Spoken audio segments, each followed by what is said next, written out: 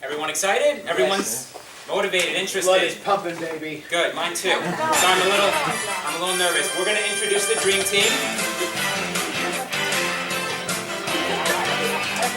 Got some music coming. All right.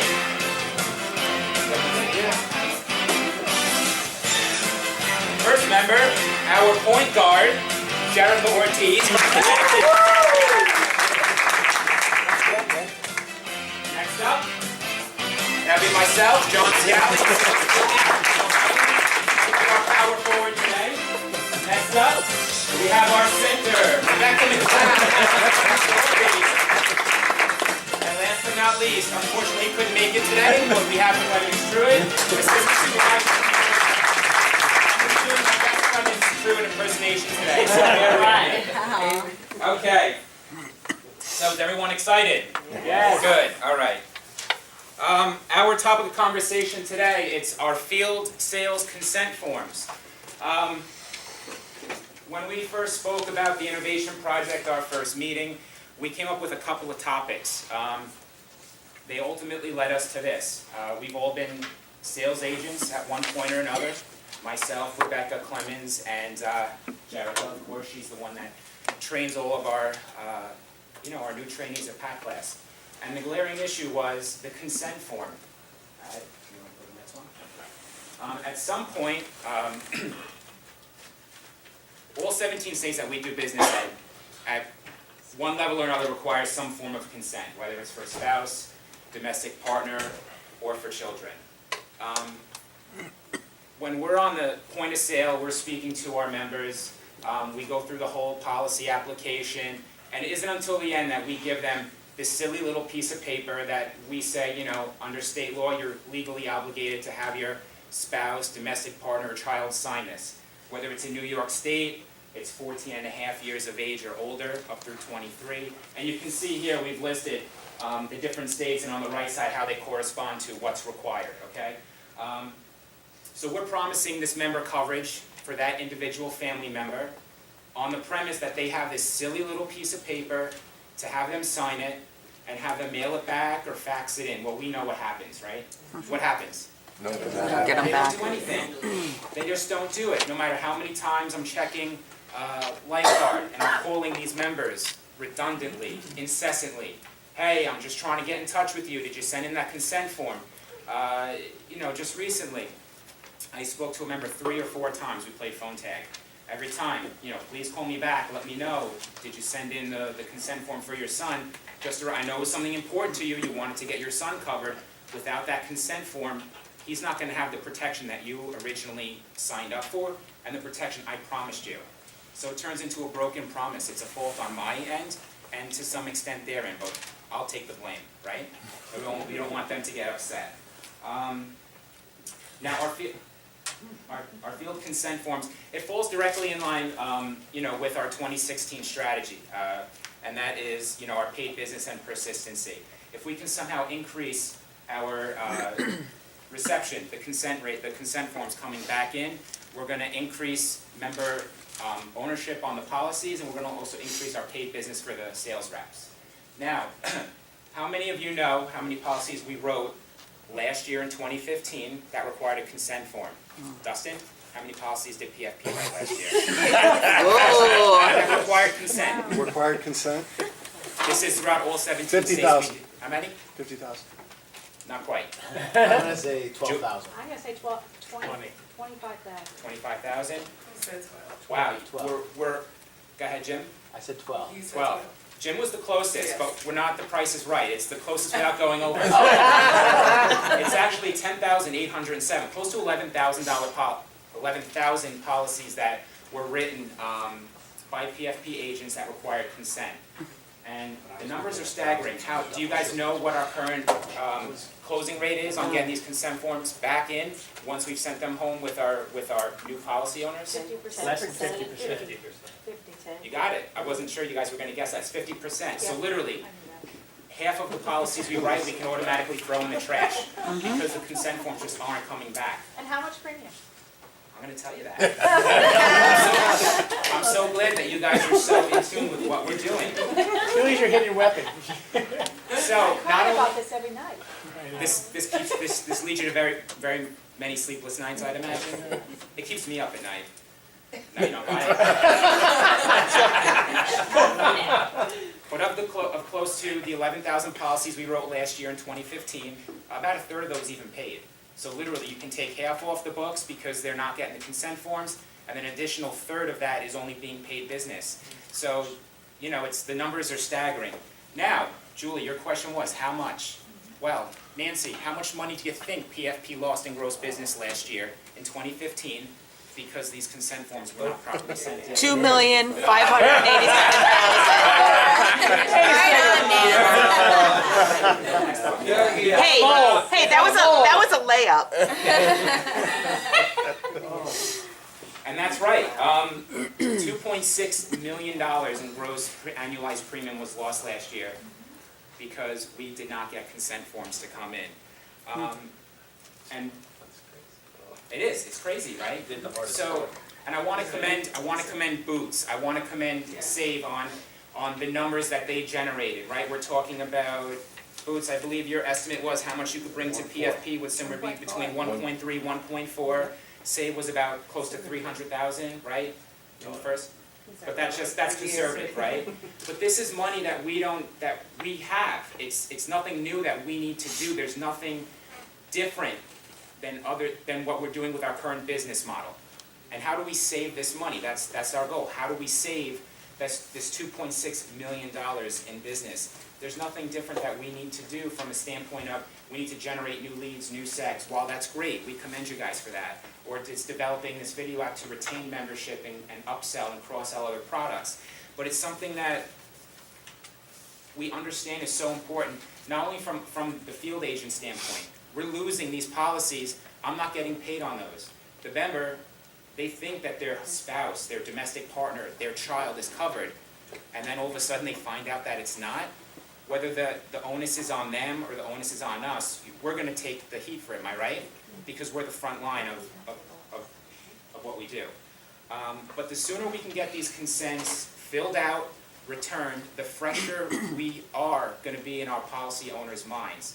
The more in tune they're going to be to continue to pay that policy, and the happier they're going to be because they actually have the coverage in place that they initially wanted. Okay. So, how can we create a more effective practice for collecting consents? I'm going to pass it off to our point guard, Jerica Ortiz, because she is always on point and she has a solution for us. All right, so let me ask you a question. Can we create a more effective practice for the collection of consents? And the answer is very simple. Yes, we can. Let me explain how easy, simple this could be if our field agents just took it one step further in the sales process. We're not asking them to change anything of what they're currently doing, just adding an extra step at the end of the sale. We all know that time is of the essence, right? We all know that our members' time is very precious and valuable to them. So they have places to go, people to see, and they don't have enough time to sit with you and chat all day. And we understand that. Sometimes our only connection with our credit union members is that first initial contact that we have with them at the point of sale. And there's no guarantee that once that member leaves the credit union lobby, that we're going to see them again. They'll tell you, Rebecca, oh, I'll come back tomorrow and I'll bring you back that consent form on my lunch break. Does it happen? No. Do you get it back? No. Do you get paid on that? No. Does PFP get paid on that? No. Does SML get paid on that? Sadly, no. No. No. Okay. there you So, what are we doing to be more effective, more efficient in our sales process? What makes this project so great is that we're not reinventing the wheel. We're simply utilizing the technology and software that we currently have in place. So our first solution consists of our field agents completing an application from start to finish, getting the consent from the member individual at the point of sale, so they're still going through their normal process. However, Lifeguard will have a dialog box at the end of the application that will prompt them and give them the opportunity to capture the voice consent at the point of sale from the spouse, domestic partner, or child Everyone has a cell phone. I heard technology is a big thing today, right? Yes. So how many of you in this room have your spouse or child on speed dial? Oh, yeah. I know I have Justin on speed dial. He's one of my favorites. So if you have that information, we could simply utilize and have a conversation and say, hey, we've gotten you protected today. We want to ensure that we need to get this consent back from, let's just say, Justin. And if we don't get this consent returned, there's a great possibility that this is going to fall off. So our sales agents need to ensure that they're doing what's best for our members at the point of sale. And it's just taking it a step further. So it's really important that we drive for results. And the overall common goal, which is providing protection for our members, we need to keep that at the forefront of everything that we do. So they would simply connect to a MiFi at the point of sale and capture the consent from the member. We all know that field agents are on lifeguard disconnected, so the same way they connect to their MiFi to process a debit sale is the same way they would connect to capture a voice consent at the point of sale if the person was available. This was confirmed by SML, who worked with us on our project, so I just wanted to throw that out there. So we're going to move forward, and now we're going to discuss the pros and cons of voice consent. But I'll just keep moving forward. So now we're going to discuss the pros and cons of voice consent, and with any project, there's going to be positives and then there's going to be some obstacles in the way, and we understand that. So what is it going to do and what does it mean for you?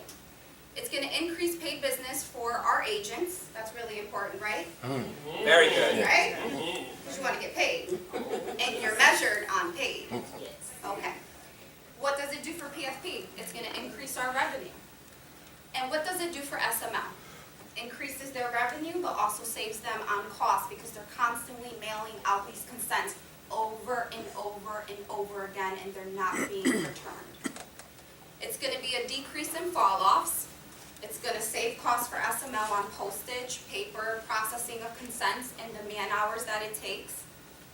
Increase in the Family Security Plan policy holder protection.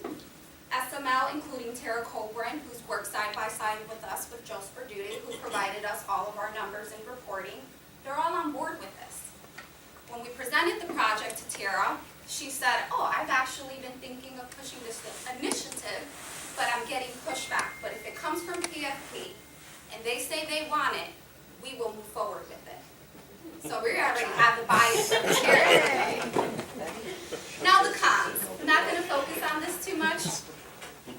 Spouse or domestic partner or child may not be available at the point of sale, so you can't capture their voice signature. Limited time at an off-site or site. We know that many of you sales agents are taking applications on the elevator and time is of the essence, and we feel you, girl. We feel your pain. However, there's more solutions. This is not our only solution. We know that there may be pushback from the spouse or domestic partner. Why did you buy that, honey? I don't think you needed it. That happens as well, and we understand. And then our last con, credit union location or privacy. Depending on where you're located in the credit union, you may not always have a quiet space to capture the voice consent. And it is a long script that you have to read. There will be training that will be required for us to provide. However, that is not our only solution. So since we know there are always obstacles, which is the center of our concerns, in getting these consents returned, let's find another solution, because there's always more than just one that can offset the center of these issues. We have more than one way to pass the ball. Thank you, Jared. You're always on point. With opportunity, there's always options. And as we just found out, what Jerica was showing us is that voice consent is very, very important. But as we just found out that there's a lot of cons that might not be available for the signature while you're on your offsite. So what do we do next? Do we just lose it, drop the ball, like we just shared, that we're not recreating a wheel. We're just adding a little tread to the tire. And we found out technology is the key for us continue being ahead of the game. And so e-signatures is another solution. We heard evolution. E stands for evolution, so the signature for our solution. So therefore, if we have e-signature available on every tablet with every agent, just think about how convenient this would become on all sites. I don't have the time, that is okay. Our insurer will be able to sign these documents at their leisure. It's gonna be their convenience. It can be at night, or if they're working at third shift, 1 o'clock in the morning, we might not have to wait 3 months now to receive these signatures. We can expedite our pay business now. When the signatures come in, it's uploaded automatically within our system. It is also gonna limit errors, grammatical errors from agents when we're filling that out, or the insurer errors. It's gonna free up a lot of hiccups that we have along the way. And then as well as also gonna tie into the strategic planning for paid business, meaning we're gonna receive these back promptly, okay? And then one thing that we also wanna point out is that with anything new, we also wanna be compliant. Compliance plays a big issue with anything that we roll out, but is e-signature really new? I just want to show here that agents are the front line of insurance business. We're out there. I'm an agent. This is the front line of it. And with the services that we give keep us competitive. It keeps us ahead of the game. And with that, we are now taking an evolution step from eliminating these paper products. Even when members come into the credit union, I have done it. Here, Rebecca, here go my sign. And then next thing you know, at the end of the day, what happened to it? I accidentally shredded it with all my other things. Like, oh my goodness, how can I call this member and try to get this information back again? So this right here eliminates the error. And then what it's gonna do, we're gonna take the evolution and we're gonna go straight to technology, where we will be able to send these consent forms via smartphone, via Google Chrome. It depends on whatever device you have. E-signatures will be able to be supported through that, okay? Next slide. So what we have here is DocuSign. I wish Ken was here because I feel like DocuSign is doing what's best for the member. And that's one of the mottos that we have. We want to continue to do what's best for the member. DocuSign with e-signature is something that we are not new to.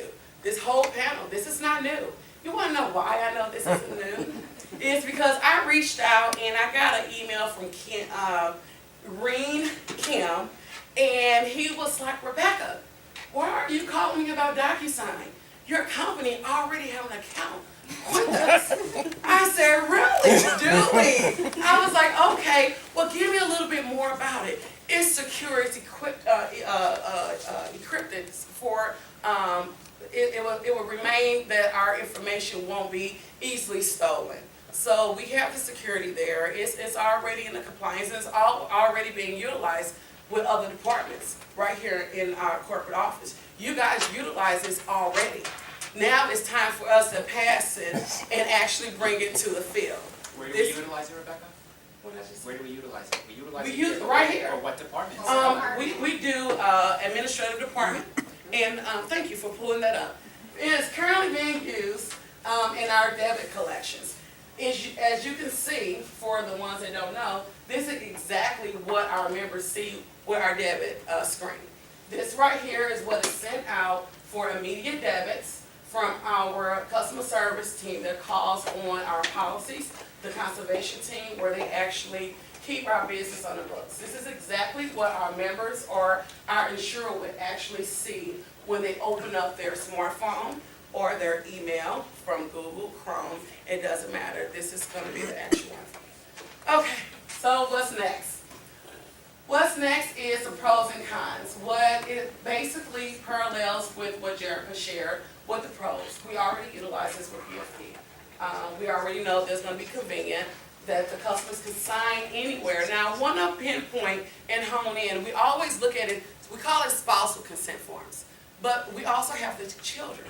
And I don't know how many kids are away, like my daughter, she's in the Air Force, she's all the way in Texas. We have kids that's away for college, and they can be sitting just like you, doing an exam or in a classroom, and doesn't have time to answer their phone because why? Mom is at the credit union trying to buy us some insurance.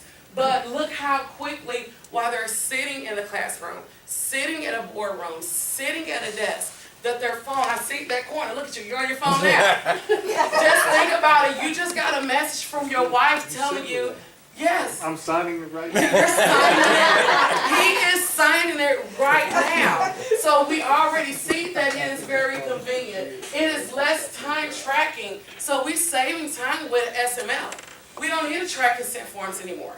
The only thing we're gonna do, give them a time, and this is, it's still legwork.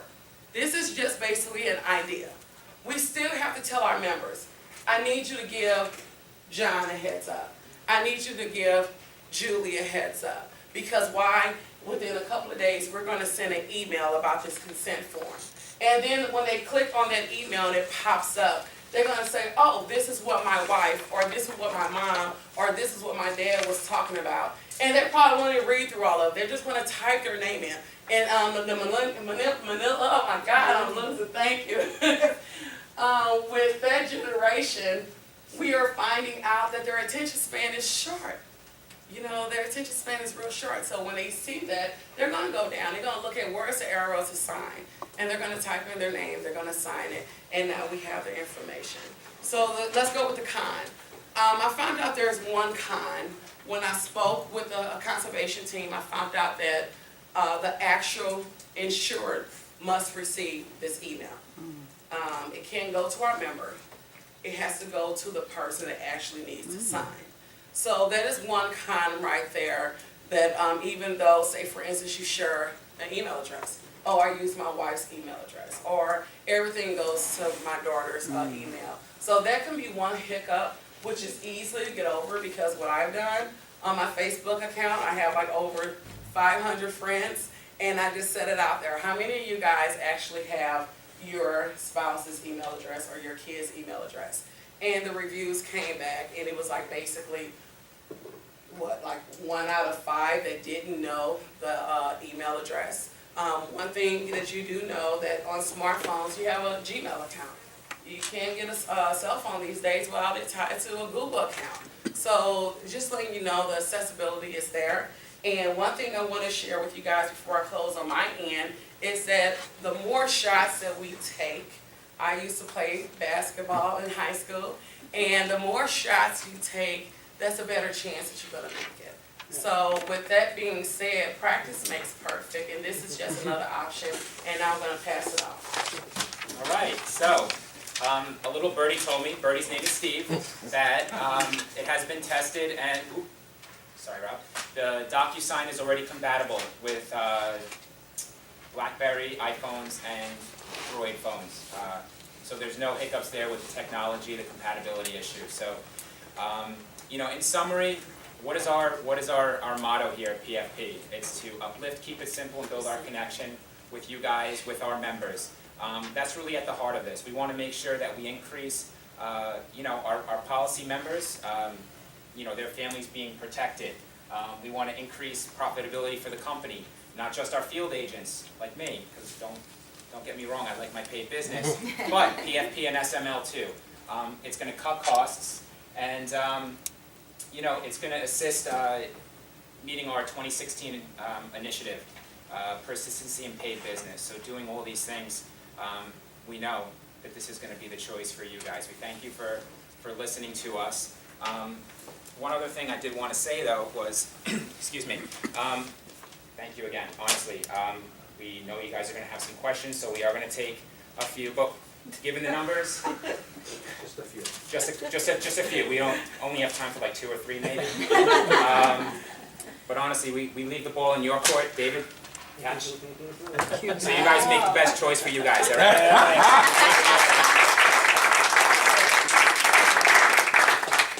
So we do have time for some questions. Who's going to be the first up? About the DocuSign, when is that actually sent out? Is Lifeguard doing that? Is SML doing that? How? Well, what we have already in Lifeguard with e-signature, what we would have to do is prompt required fields Like right now, spousal telephone number, the email address is not required. So basically, we'll have to do an update with Lifeguard to have certain fields required. So when it's submitted, all the information is in there. And I was given a take, we were discussing that, like how soon will this email be rolled out? I would say like within 3 days, within, a couple of days. We don't want too much time to pass by because everyone will forget. So I would say within 48 hours, the email will populate. Right along with the text messages that goes out with, thank you for joining the Family Security Plan, it would be within that time frame. Yeah, I have a question. My experience with sales representatives is that they're focused on efficiency. And my understanding is many folks, they just don't sell the spouse and consent anymore because of those poor numbers on returns. They want to just focus on what they know they can get today. If you were to estimate how that would impact your numbers, meaning, look, you just showed what we sell today. Well, what do you think would happen if people felt like it was more effective in making a sale? Would you think more people would attempt to sell the spouses today than they are in the past? If the process from a sales If agent you were getting perspective, 80% instead of 50%, and the paid was higher. And Right. I sell to a family for New York State, it's different. We don't need spousal consent, we do need domestic partner. And child, right. But of course, at point of sale, I'm trying to protect the family as best I can right off the bat. I know my paid business might suffer if the consents don't come back and that policy never gets paid. But that's why we're implementing this project. Now, the numbers that we have, they are strictly from 2015. Being that 2016, we're still so new, our data was still kind of partial. So we use 2015 as a gauge. Now we know PFP, we're always growing, we're always expanding, so we can extrapolate to a certain extent. But even if our current closure rate is 50%, that's on a paper document. If we can even get 25% more via voice consent or the DocuSign, you're looking at gross business somewhere around $650,000 to $700,000 by itself. And that's just based off of 2015's numbers. That's obviously going to grow based off of PFP's growth, in the coming years. Does that answer your question? Yeah. I think it will motivate them. That's my personal opinion. If you're measured on paid business, obviously, from a leadership standpoint, we need to ensure that, we're pushing this initiative and letting them know, hey, we need to protect more family members. And I think if they know that they have these solutions in place where they can be proactive versus reactive and waiting for the consent to come back in, then I think they will protect more families and bundle more at the point of sale because they know they have other options to capture that consent at the point of sale and not wait for it to come back. I'm curious is there any way that you explored to speed up that 2-day turnaround to be more immediate? I know that's just to me, you may have mentioned something, but that's. I think it should be instant. It should be Is there any- immediately. Did you bump up against that at all? Isn't that how the It debit usually works has an now? It's upload though. immediately? Well, All the Steve, you numbers know. upload? They got to put it. Go ahead, Steve. I believe with the regulations we put in New York, Scott has it instantly. The upload. I forget the Reg 30, remember we did this months Yeah, ago? Reg 60, yeah. Reg 60 where it instantly emails that person as long as there's an internet connection. If they're connected, Could be right? Yeah. instantaneous. Correct, and I tested that, it's within seconds of hitting that button. But I think that what the team was saying was to give a heads up to the person getting the Right, email. right. Like they're gonna So blindly they don't receive an just email get- from Family Security Plan. Mhm. If I didn't know who we were and I saw a random email come through, oh, congratulations on your life insurance, we need your signature. That's gonna kind of raise an eyebrow, especially with all the phishing that goes on. So maybe not quite a 48-hour So or you want the delay? maybe a 24-hour delay, give the spouse a chance to speak with their husband or wife or even their children to some extent to let them know that it's going to be coming and just to keep an eye out for. We don't want them to go in blind. So there's something that we could do, I'm just not trying to solve it right here, but I'm just thinking out loud that we could send an email on behalf of PFP, FSP, the rep, to the family member identifying that we've now opened up a policy, you're gonna be receiving some information, those sorts of things. And then taking it one step further and now combining two ideas. So if we go to the SAVE team and we have a pre-populated video that goes from the rep to the person they sold the policy to, saying, don't forget, the consent forms have been sent out, we need to get them back, that sort of thing, personalizes it a little bit further down the road. One thing I will share, and this is just something I do personally with myself and how I train. When my member is sitting there at my table, I actually say, hey, let's lock this in your phone so your due dates can populate automatically, and it can just be inserted. While you're here, let's just go ahead and send a text out to Mr. John or Miss Julie or to your children right now and just let them know to look for this within their Snapchat or whatever they have. I think that's more, we're trying to take the responsibility off the member. Okay, this is our job to maintain our own business. So an agent do have to take another step. But it's not a step that's going to lead to a dead end. This is increasing your paid business. We have to take responsibility of maintaining our own, our own books of business. That's a good solution, because that instant connection, letting the instant heads up could allow for a faster turnaround of that email. Yes. We have time for one more? Anybody? Good stuff. Slam dunk. Well, honestly, we thank you all for taking the time to listen to us. Obviously, none of us, I speak for everybody here, none of us would be here if we didn't have your support to begin with.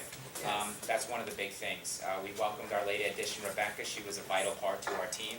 Obviously, we wish Clem were here to celebrate with us, because we know you're going to choose us. But honestly, I mean, we already have the backing of SML with this. We worked very closely with Tara and Joe Sperduti, with getting not just the numbers, but their support in installing this and bringing greater value to PFP, SML, and of course, the members getting more protected. So, thank you. Right.